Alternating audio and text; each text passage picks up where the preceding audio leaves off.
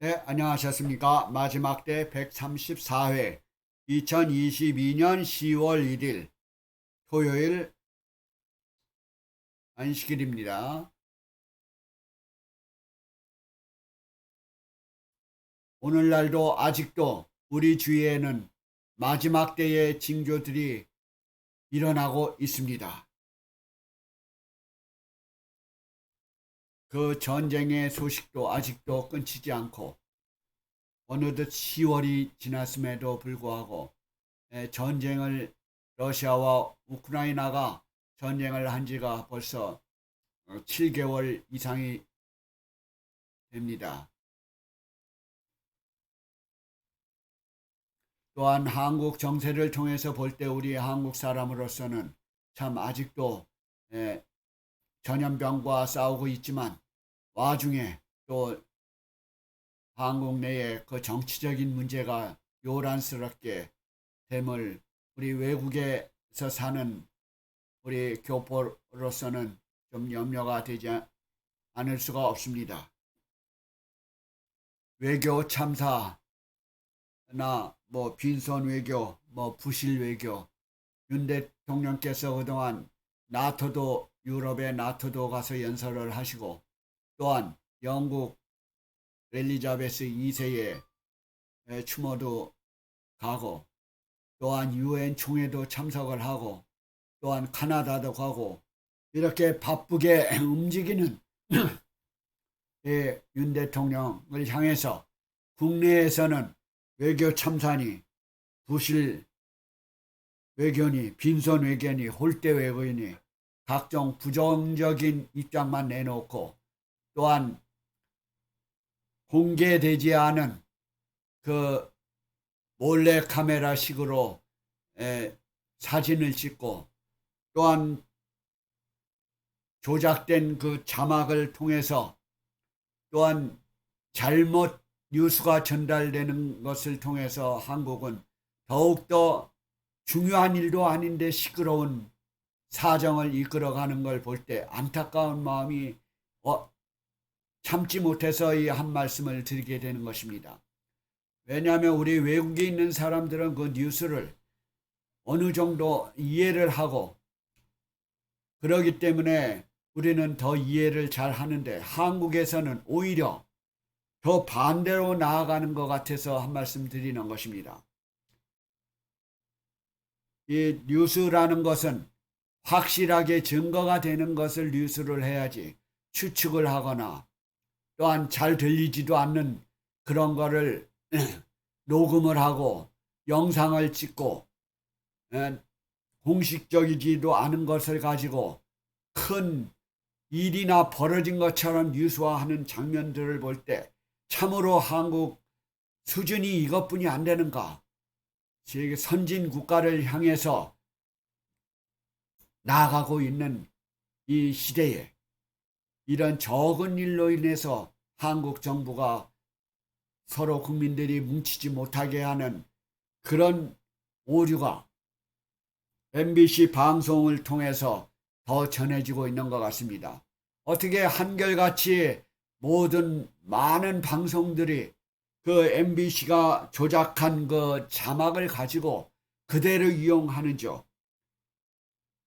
서울대학 그 전문 음성 전문 그 성 교수라는 분이 올바로 해명을 하고 설명을 하는 것 같습니다. 그 자막의 입과 그 자막이 동시에 되지 않은 것을 볼 때 이게 조작된 것이라는 것을 느낄 수 있었습니다. 입이 다물어 있는데 그 순간에 XX라는 자막으로 나가니까 그게 잘못되고 조작된 그 방송이 아닙니까? 이거는 전문가가 아닌 사람도 그 장면을 정확히 되풀이해서 볼 때 그것을 발견할 수 있는 것을 봅니다. 저같이 그렇게 관심이 없는 사람도 그거를 이해를 하는데 어떻게 한국의 그 선진국가 대열에 서 있는 그 전문가들이 그렇게 조작을 해가지고 일반 국민들을 요란스럽게 하고 이 현 정부를 비관적으로 보고 부정적으로 보고 우리 한국민들은 해외에 나와서 가능하면 한국의 잘못된 것을 말하지 않기 위해서 좋은 말만 우리는 하고 한국이 그래도 최고야. 그 독특한 뭐가 있지 않습니까? 한국에. 그런데 우리 한국에서는 오히려 한국에 대해서 더 부정적으로 얘기하고 한미 관계를 더 굳건히 해야 할 이 마당에 더욱 한미 동맹을 깨고 싶은 북한 김정은 사상과 같은 사상으로 한국이 돌아가는 걸 볼 때 더욱 비참스러운 것입니다. 이번에 윤석열 대통령의 외국 순방들은 참으로 우리 외국에 있는 사람이 볼 때 자랑스러웠습니다. 한미 동맹이 더 굳건하게 되었습니다. 그래서 그 한국에서 내부 문제가 있으니까 미국의 부통령 아멜라 해리스가 한국까지 가지 않았습니까? 또한 영국의 엘리자베스 추모에 대해서 하지도 성과를 이루지도 못했다고 하는 그 비판에 영국의 그 외무부 장관이 한국에 와서 그렇게 윤 대통령이 영국의 여왕의 그 참석을 함으로써 그 고마움을 답사하기 위해서 외무부 장관이 한국까지 오지 않았습니까? 영국에서도 한국에 오고 미국에서도 한국에 가서 그 돈독함을 유지하고 자랑스럽게 외국 사람들도 얘기하는데 우리 한국 내부는 엉터리 뉴스를 통해서 그렇게 한국을 떠들썩하는 것을 볼 때 참으로 창피한 일이 아닐 수 없습니다. 또한 독일에서도 29일 이틀 전에도 수송기 독일에서도 왔을 때 그 수송기에 한국 태극기가 한쪽 날개에 있는 걸 볼 때 야 독일이 이렇게 한국에 대해서 관심을 가지고 있구나. 참 우리가 어려운 때에도 독일이 우리 한국을 도와줬지만은 아직도 한국의 이 어려움에 있으면은 독일이 참가해서 한국을 돕겠다고 하는 의지를 또 볼 수가 있었습니다. 이와 같이 우리 한국민으로서 어떤 때는 창피한 감도 느끼지만 사실 요즘에 와서는 더 자랑스러운 일이 더 많이 일어나고 있지 않습니까? 이 세상에 가짜 뉴스가 참으로 많이 있습니다. 이 세상의 방송과 모든 기업체와 이런 여론 조작과 이런 게 가짜들이 무수하지만은 이런 마지막 때에 이런 증세가 일어날 것을 성경은 예언하고 있습니다.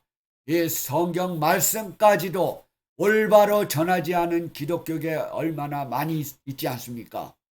이 세상도 타락했지만 이 교회도 타락하여서 성경 말씀을 그대로 전달하는 것을 창피스럽게 생각을 하고 이거는 구약의 일이야 옛날 얘기야 이것은 현실에 맞지 않는 거야 이거는 미래의 것이야 이거는 과거의 것이야 여러 학자들이 이렇게 변론하고 있는 것도 이 종교 관계에도 그런 것이 있는 걸 볼 때 참으로 애석한 일입니다. 그럼으로써 이 세상에 가짜 뉴스는 어느 정도 더 판치리라는 것을 예언을 통해서 보지만은 또한 이 종교계에 참으로 올바른 뉴스를 전달하기 위해서 또한 올바로 마지막 때에 이 경고를 전하기 위해서 저는 이 순간에 이렇게 힘을 내어서 여러분들에게 말하고 있는 것입니다. 그럼으로써 성경을 통해서만이 우리는 확실한 근거를 알 수가 있어요. 이제 찬양의 말씀을 들은 다음에 제 말씀을 곧 이어가도록 하겠습니다.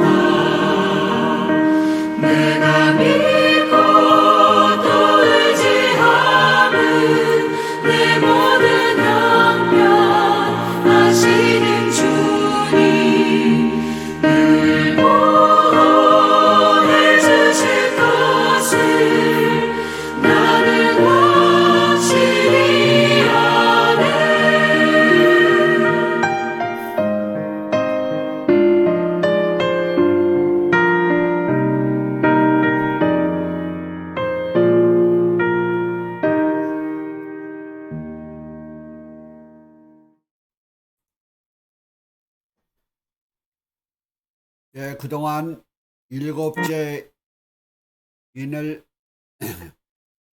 오늘 일곱째 인과 일곱 나팔의 등장이라는 제목으로 말씀을 드리겠습니다. 요즘에 이 성경 예언의 말씀 요한계시록 1장부터 22장까지 있는데 이제 중간을 아직 못했지만은 이제부터 중요한 좀 딱딱하고 좀 이해가 좀 안 가고 또 반복되는 일 같은 것을 우리가 지금 제가 강의를 하고 있습니다마는 조금 참고 계시면은 더욱더 큰 중요한 문제의 것을 발견하게 될 것을 미리 전초 작업으로 서론적으로 좀 딱딱한 분위기지만은 이것을 기초로 하여 이 성경의 예언의 말씀이 마지막 때를 더 크게 조명을 하고 있기 때문에 더욱더 기대를 가지시게 되기를 바랍니다. 항상 우리가 성경 공부의 기초 작업이 중요해요. 기초의 단추를 잘못 끼우면 결과가 다른 방향으로 나오기 때문에 제가 성경 요한계시록을 1장부터 2장, 3장, 4장, 5장을 6장, 또 7장, 이제 8장에 이르러서 계단적으로 제가 말씀을 드리고 있는 것입니다. 그래서 성경에 우리가 어떤 때는 한 구절만 따와가지고 자기가 원하고자 하는 내용을 전개하는 분들이 그런 목회자들이 너무나 많이 있습니다.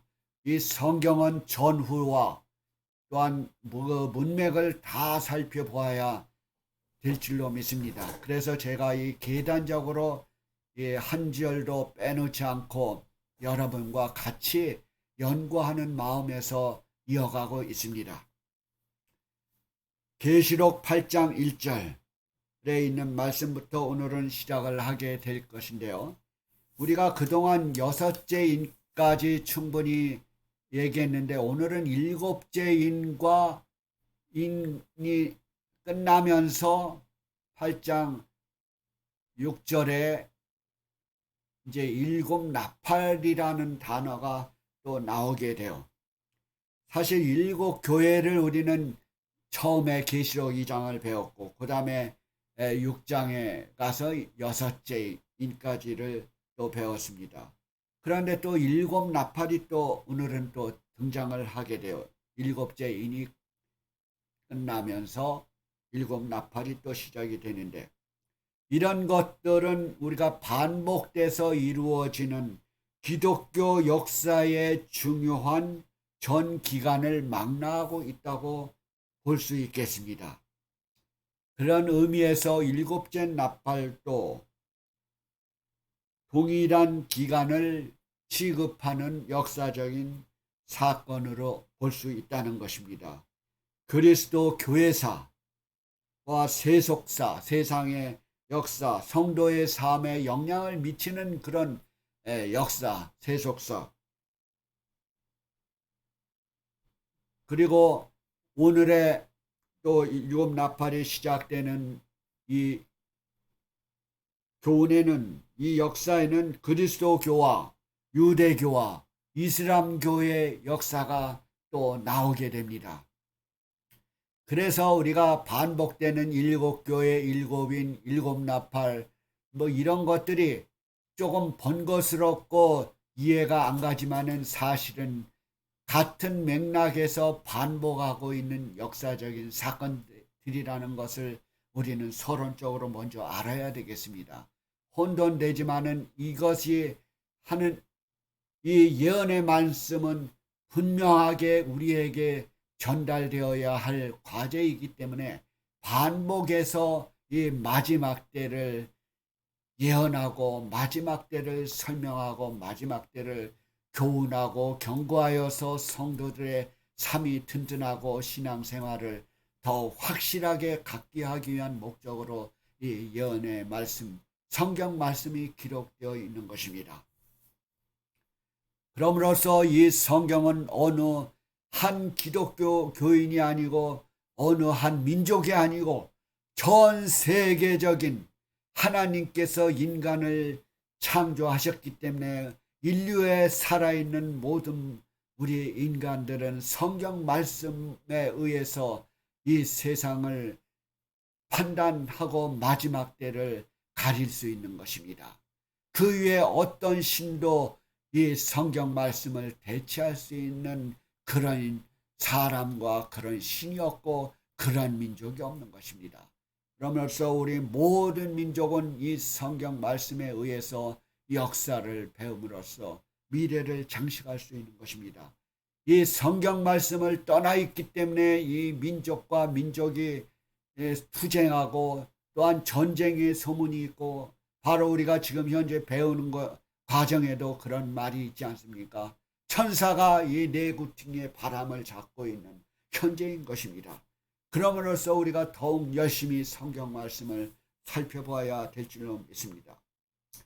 지금까지는 하나님의 보좌는 대쟁투와 연결되어 긴박하게 돌아가고 있습니다.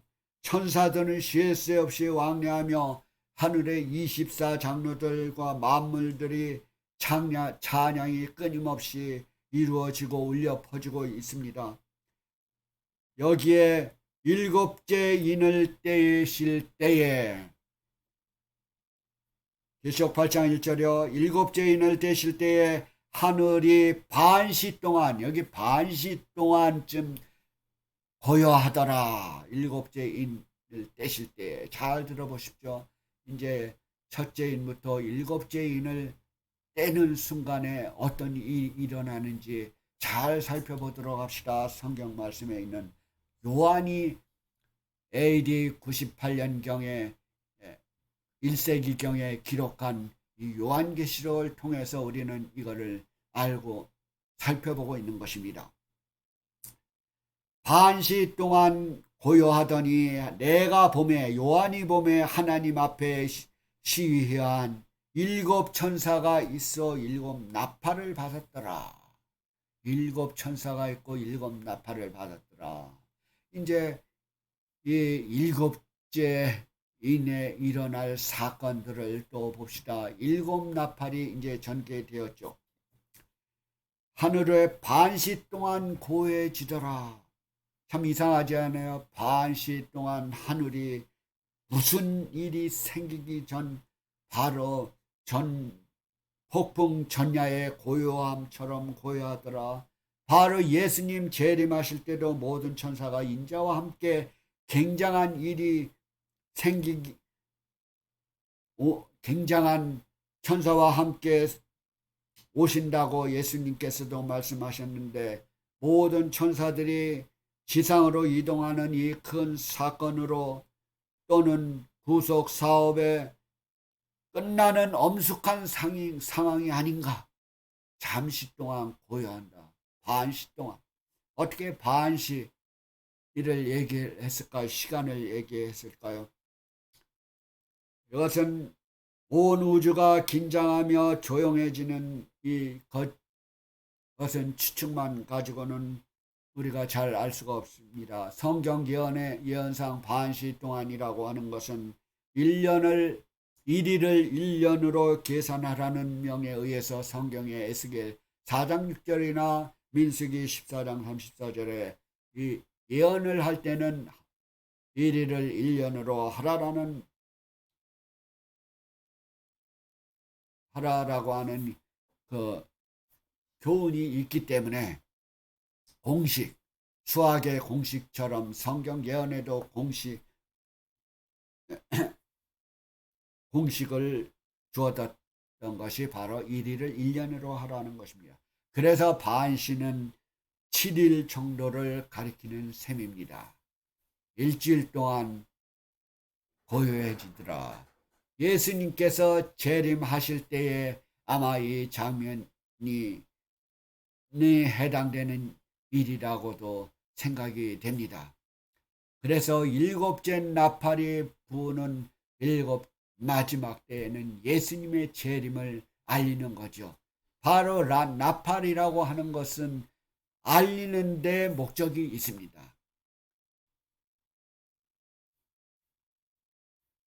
다음에 보면은 이제 그 다음에 8장 3절 5절에는 또 다른 천사가 와서 제단 곁에 서서 금향로, 이런 단어들이 나요. 제단 곁에서 다른 천사가, 요한이 볼 때 다른 천사가 볼 때 어떤 다른 천사가 제단 곁에 서서 금향로를 가지고 많은 향을 받았으니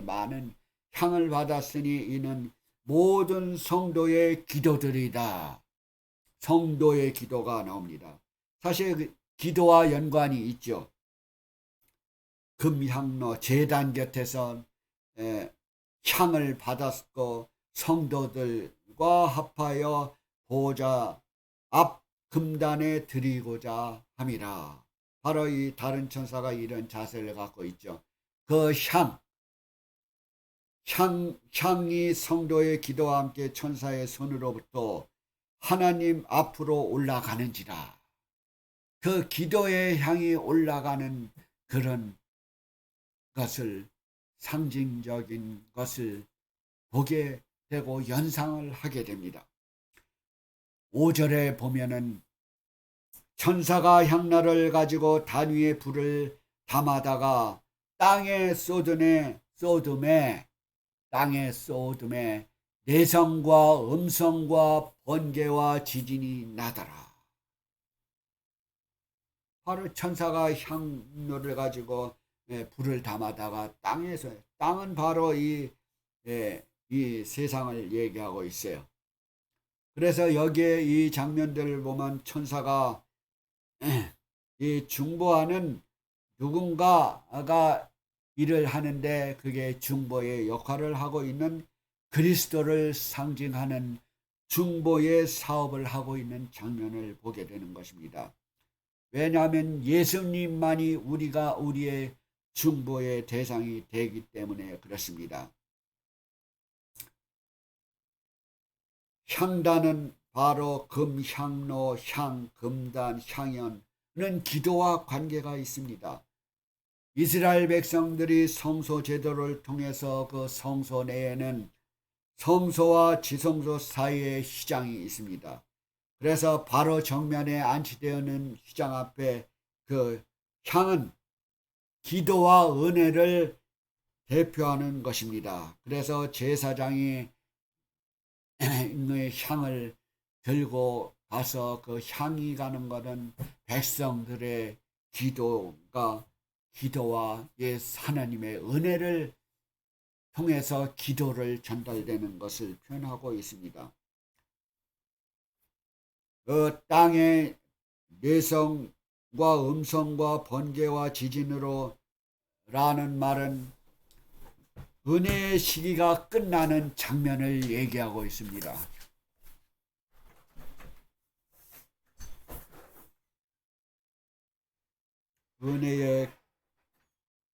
은혜의 기간이 끝나는 장면입니다.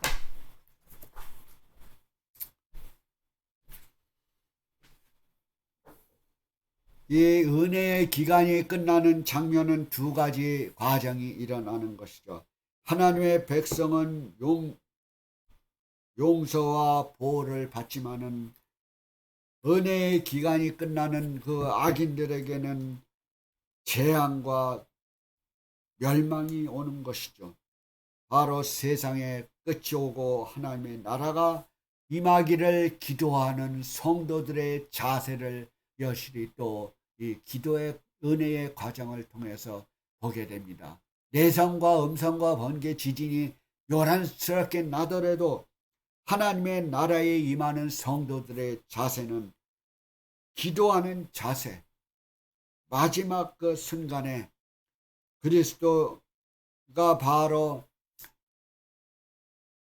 재림하실 때에 번개, 내성, 음성이 들릴 수도 있고 예수님이 십자가 상에서도 이런 내성과 음성과 번개, 지진이 났죠. 바로 이 뜻은 마지막 때 그 심판의 그 과정, 은혜의 시간이 끝나는 장면, 바로 예수님이 십자가상에 돌아가실 때도 이런 것이 나타나서 바로 예수님께서 승리의 표시가 되기도 했었죠. 그래서 8장 6, 7절에 이제 보면은 이제 일곱 나팔 가진 일곱 천사가 불기를 예비하고 있는데, 그것은 바로 첫째 천사가 나팔을 부니 피 섞인 우박과 불이 나서 땅에 쏟아짐에 땅의 3분의 1이 타서 사위고 불태우고요.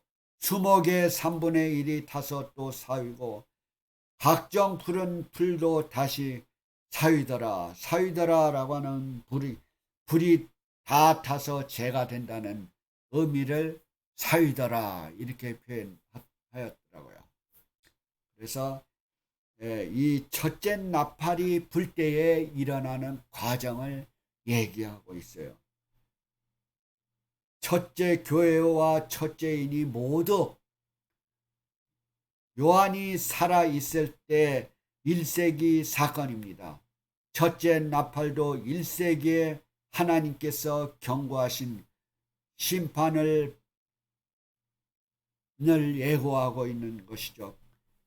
바로 요한이 살아있을 때 그 과정, 백성들이 핍박을 받는 것을 암시하고 있습니다.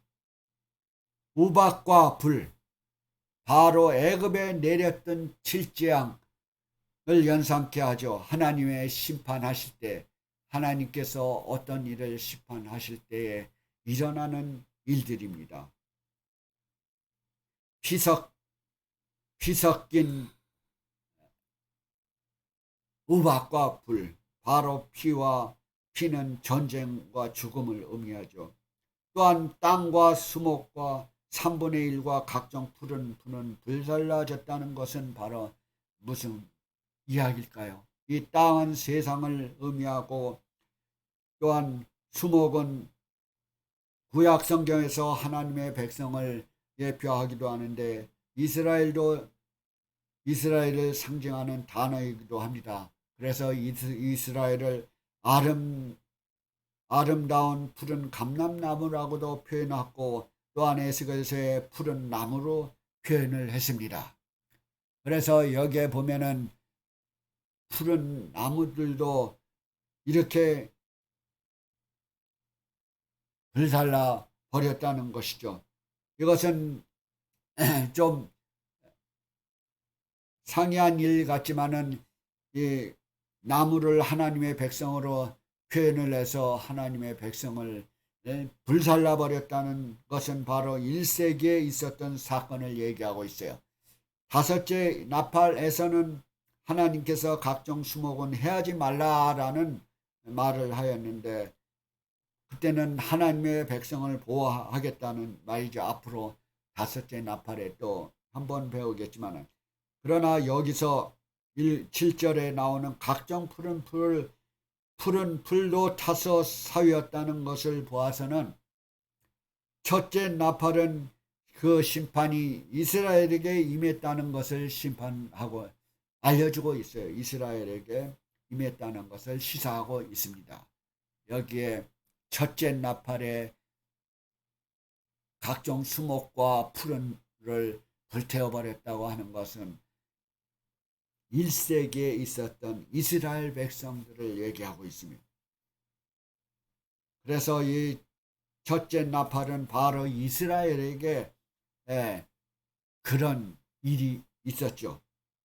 바로 하나님을 배척하고 선지자들을 배척하고 예수님을 십자가에 달게 한 것이 바로 이스라엘 백성들과 로마 제국이 협력해서 이루어졌기 때문에 그거를 태워버리라고 한 것의 수목이 하나님의 백성도 포함되고 있는 것입니다.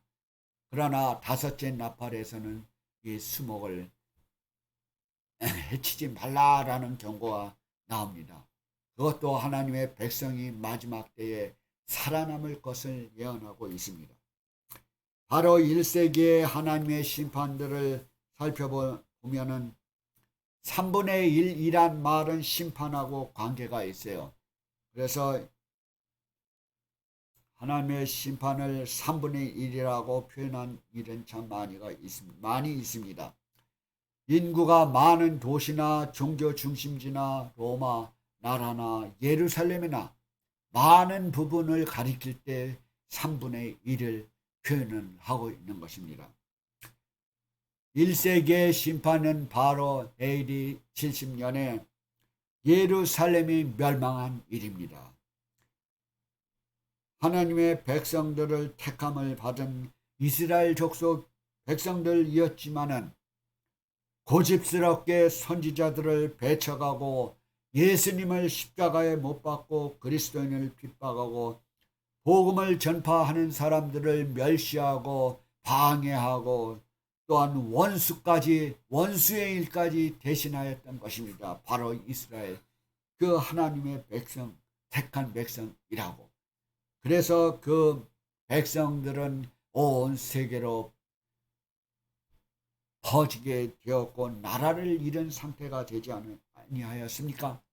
바로 그게 AD 70년에 예루살렘이 멸망하게 된 그 이유 중에 하나이죠. 바로 AD 70년에 이스라엘 수도 예루살렘은 로마 군인에 의해서 점령을 당하게 되었죠. 로마의 타이투스 장군이 거느린 8만 대군의 군인들이 5개월 동안이나 포위하고 압력을 가했던 것입니다. 그리하여 로마 5개월 후에 예루살렘은 완전히 멸망하게 되었죠. 그 순간에도 분노한 그 로마 군인들은 그 타이터스 장군이 불까지는 성전을 좀 보호하기를 원했지만은 성전까지 이 군인들은 태워버렸습니다. 수많은 사람을 죽이고 예수님을 십자가에 못 박는데 이스라엘 백성과 함께 비극의 운명을 맞이하게 된 것이 바로 이스라엘의 역사인 것입니다.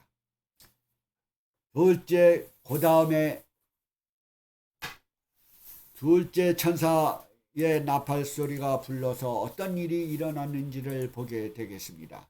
8장 6절로 7절에 보면은 8장 8절로 9절 불 붙는 산, 큰 산. 둘째 천사의 나팔 불 붙는 큰 산으로 나옵니다. 둘째 천사가 나팔을 부니까 불 붙는 큰 산과 같은 것이 바다에 던지움에 바다의 3분의 1이 피가 되고 바다 가운데 생명 가진 피조물들의 3분의 1이 죽고 배들의 3분의 1이 깨어지더라. 이렇게 되어 있습니다. 불은 첫째 나팔에서도 전쟁과 재앙을 의미했었죠. 또한 산이나 그 나라는 제국을 뜻하고 있습니다. 그래서 여기 불탄 산으로 부르는 게 된 것은 그 바벨론을 불탄 산, 멸망의 산으로 부르고 있습니다. 에레미야서에 보면은 그렇게 잘 설명이 되어 있어요. 그 불탄 산으로 부르고 또한 바다가 바다가 바벨론에 넘치고 파도가 덮이는 것으로 바벨론의 멸망을 묘사했습니다. 첫째 천사는 이스라엘 백성들의 멸망을 가져오게 되고 그 다음에 둘째 천사의 나팔은 바로 로마가 멸망되는 그 장면들을 묘사하고 있습니다. 바로 요한계시록이 기록될 당시에 로마는 영적 바벨론으로도 부르고 있었습니다. 바로 그게 불 붙는 큰 산, 로마가 멸망당하는 것을 볼 때 이것은 둘째 나팔을 해석하는 중요한 단서를 제공하고 있습니다. 이 바벨론의 멸망은 바벨론과 로마는 둘 다 예루살렘을 포위하고 함락시키고 하나님의 성전을 불태운 세력이었으며 하나님의 백성들은 핍박을 당하고 그 바벨론과 로마는 핍박한 나라였습니다. 그러니까 이게 충분한 둘째 나팔의 중요한 해석하는데 중요한 단서를 갖게 된 것이 되었죠. 불붙는 산, 불붙는 큰 산이라고 그랬어요. 영적 바벨론인 로마의 멸망을 의미하고 있는 것입니다. 이런 상징적인 불, 바다의 3분의 1 피가 되고 바다 가운데 생명을 가진 피조물들 3분의 1이 죽고 배들의 3분의 1이 깨어졌다고 한 이 상징적인 표현들은 바로 물이 피가 되고 고기들이 죽었던 애굽의 열 재앙들을 연상케 합니다. 바로 이 심판의 과정이죠. 첫째 나팔도 이스라엘 백성들의 예루살렘에 멸망한 심판의 예고, 그 다음에 둘째 천사가 예고한 로마 나라가 멸망을 하게 된 그 심판의 순간입니다. 이 성경의 물은 하나님의 백성들을 대적하는 것으로 상징되어 있습니다. 또한 여기 배들은 그 나라의 부요함이나 또한 국력을 나타낸 뜻입니다. 그 로마 나라가 국력이 이렇게 강했지만은 그 세력이 깨어질 것을 예언하고 있는 것입니다. 바로 그 세력이 로마 나라가 큰 세력이 점점 약해질 것을 말하고 있는 것입니다. 그래서 로마는 BC 168년에 그리스 다음에 이어 나오는 나라이지만은 그때 시작이 되었지만은 유럽, 아프리카, 아시아 다스리는 대제국의 이 로마 나라를 건성된 철나라이죠. 그 철나라도 AD 476년에 게르만 민족의 이동으로 인하여 게르만 민족의 용병 대장 오토아게르 장군에 의하여 이 철나라 같은 불붙는 큰 산 또한 이 큰 세력을 가진 이 세력도 힘이 약해지고 게르만 민족에 의해서 멸망을 당했던 것입니다. AD 476년에 서르마가 그 멸망을 당했죠. 그러므로서 둘째 천사를 해석하는데 단서가 더욱더 되는 것입니다. 이 두 세력, 지금까지 말한 첫째 천사의 나팔과 둘째 천사의 나팔의 그 역사는 이스라엘 백성들이 예루살렘이 멸망당하고 또한 그 다음에 로마 제국이 하나님의 그 로마 나라가 멸망을 당한 것은 하나님의 심판들을 이 첫째와 둘째는 상징하고 있는 것입니다. 두 세력은 모두 하나님의 아들을 십자가에 죽이는 데 연합하고 성도들을 핍박하는 데 죽였던 것입니다.